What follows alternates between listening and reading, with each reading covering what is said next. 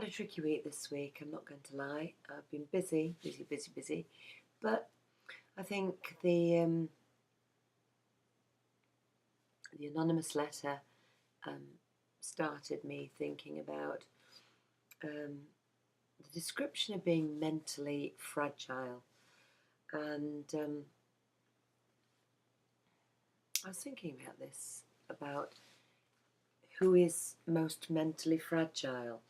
Somebody who goes down to rock bottom and then builds the foundations upon which a really solid life can be built in the future, or somebody who constantly finds negative stuff in people, looks for the adverse reaction, blames people all the time for their life, and criticizes other people without getting off their butts and doing stuff. And I just thought, you know what? People with real mental and fragility problems are the people who can't face themselves, who can't be real, who can't apologise, who can't cope with life and its, ups and downs. I think rather than being mentally fragile, you couldn't survive the loss of 4 out of 5 much loved children, an accident that took away your livelihood for quite a few years, your voice for quite a few years, and still be here if you were mentally fragile. Just because you cry, just because you have a breakdown to reassess your life, doesn't mean that you're mentally fragile at all.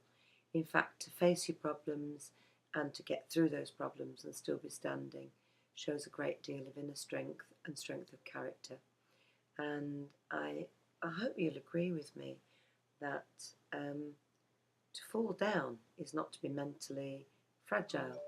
To fall down is to realise that you can't go on as you were. And that's where I am, building the foundations for a more solid place to be in this world. And I may keep falling down or tripping up, but I'm still getting up, and I think that shows that I'm strong enough for me, and strong enough to cope with most things. And I'm sorry that the person who had to write all that nasty stuff couldn't see.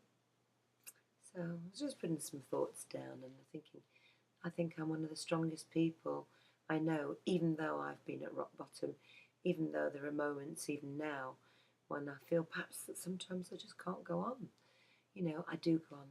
I do go on. Eventually I get myself up, rescue myself, and whatever it looks like, I think I have incredible strength of character, incredible strength of will, and incredible strength to still be here after the horrible things that have happened in my family and mine's life. And so, it's funny, isn't it, how people look at it differently?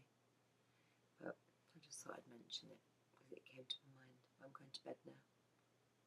Good night, everybody.